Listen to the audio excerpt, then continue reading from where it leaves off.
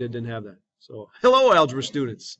This is lesson 7.4, part 3. We're going to look at sample spaces. So, when conducting a survey, you need to make size of your sample large enough so that it accurately represents the population. As the sample size increases, the margin of error decreases.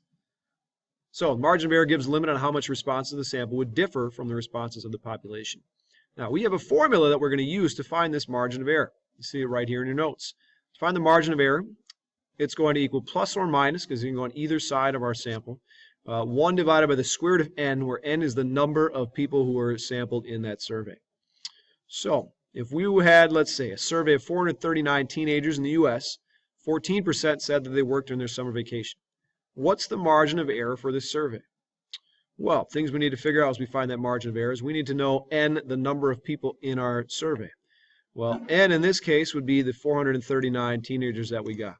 So when I find this margin of error, it's going to be plus or minus 1 divided by the square root of n being that 439 number.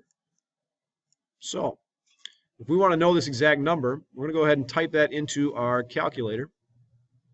Clear some of this stuff.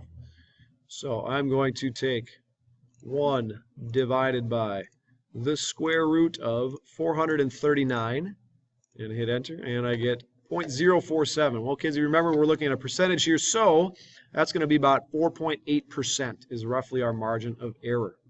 We'll jot that down here. So plus or minus 4.8%. All right.